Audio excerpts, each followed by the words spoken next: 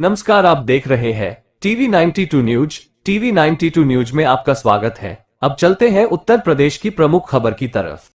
TV 92 news web channel पर दिखाई जाने वाली खबर से किसी प्रकार का कोई निजी संबंध नहीं है। वक्ताओं के बयान पर खबर या कार्यक्रम की उनके विचारों की चैनल पुष्टि नहीं करता है। चैनल सर्वधर्म के लोगों के समान अधिकार का समर्थन करता है और देश की उन्नति और विकास के पथ पर चलने की कामना करता है। समाज सेविका के खिलाफ महिला ने दी पुलिस कमिश्नर को शिकायत का मिला जवाब। आगरा शहर की वरिष्ठ समाज सेविका श्रीमती सोनी त्रिपाठी के खिलाफ एक प्रार्थना पत्र आगरा पुलिस कमिश्नर रविंद्र गौड़ को दिया था, जिसमें खुद को पीड़ित बताते हुए आरोप लगाया था कि श्रीमती सोनी त्रिपाठी ने उनसे उनके पति को गिरफ्तार करवाने के लिए इंस्पेक्टर को देने के लिए पैसे मांगे, जो उन्होंने उनके ऊपर विश्वास करके दे दिए, लेकिन न तो गिरफ्तारी हुई एवं न ही वह पैसा श्रीमती सोनी त्रिपाठी ने उनको वापस किया।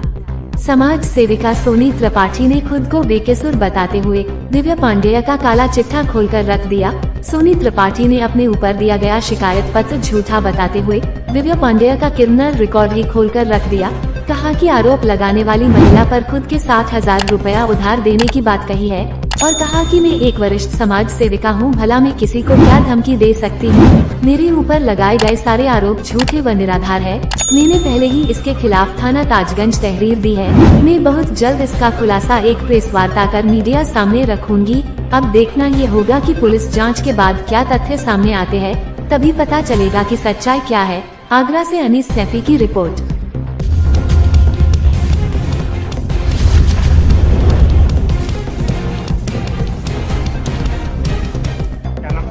दिव्या पांडे।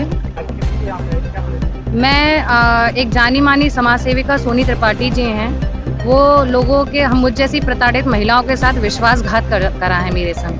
तो विश्वास में लेकर विश्वासघात हुआ है और बात पैसे का विषय नहीं है, पर मुझ जैसी और प्रताड़ित महिला हैं उन लोगों को भी न्याय मिल सके और वो भी आगे आ सकें जिस तरह से वो प्रताड़ित होती हैं। चौथ वसूली में मुझे धमकाया जा रहा है, मेरे से पैसा लिया गया था और मैंने जब पैसा मांगा अपना तो मुझसे पैसा नहीं दिया जा रहा है और मेरी माँ ने भी उनसे कहा कि बेटी समझ के उनको विश्वास। मैं सोनी त्रिपाठी और अभी मुझे थोड़ी देर पहले ही मेरे शुभचिंतकों के द्वारा पता चला कि दिव्या पांडे उर्फ रानी नाम की महिला ने आज कमिश्नर साहब को मेरे अगेंस्ट एक कंप्लेंट दी गई है, जिसमें उन्होंने कुछ 15,000 रुपयों के बारे में बात की। मैं आप सभी को ये बताना चाहती हूँ कि दिव्या पांडे ने स्वयं मुझसे 1.5 साल पहले कुछ 60,000 रुपए, जो कि कुछ ऑनलाइन ट्रांजेक्शन्स भी हैं और कुछ जो आपके मतलब टुकड़ों में पैसा लिया गया है। चूँकि ये मेरी कुछ 16-17 साल पुरानी मित्र भी बहुत अच्छी रही है, इस वजह से मैंने इनकी मदद करी। इसी के साथ मैं आपको बताना चाहूँगी कि 2021 में 26 अगस्त 2021 को 3 दिन के लिए दिव्या पांडे उर्फ रानी ये लखनऊ में जेल गई और वहां पर जमानतियों द्वारा मुचलके पर इन्होंने अपनी जमानत ली। इसी के साथ इन्होंने थाना ताजगंज में FIR नंबर 35/21 में 307, 352, 504, 506 थाना शाहगंज में इसके तहत इन पर मुकदमा दर्ज है, जिसमें ये 307 में जमानत पर रिहा है। इसी के साथ मैं बता दूं और न्यू आगरा थाने में भी इनके द्वारा एक फर्जी केस लिखवाया गया, जो कि कोर्ट के द्वारा जांच में पाया गया कि ये पूरी तरह से झूठ है और इसको खारिज कर दिया गया। चूंकि ये एक टेक्निकल एक्सपर्ट महिला है, बहुत ही शातिर है ये और इनकी माता जी दोनों। अभी कुछ दिन पहले की बात है, चूंकि ये 1.5-2 सालों से मेरे संपर्क में नहीं है, मेरे कुछ विरोधियों के साथ मिलकर मेरे अगेंस्ट ये षड्यंत्र रचा है इन्होंने।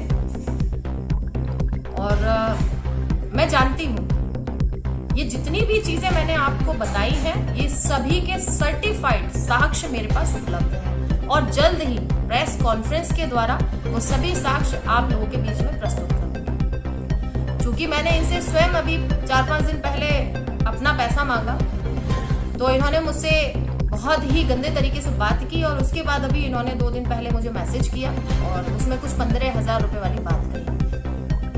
इसके एक दिन बाद इनकी माता जी का मैसेज आता है व्हाट्सएप पे, जो कि वो भी मेरे पास साक्ष्य है इन्होंने मुझे धमकी दी कि अगर आपने मेरी बेटी के 15,000 रुपए वापस नहीं किए तो मैं आपकी शिकायत पुलिस में करूंगी और मीडिया में आपका नाम बदनाम करूंगी।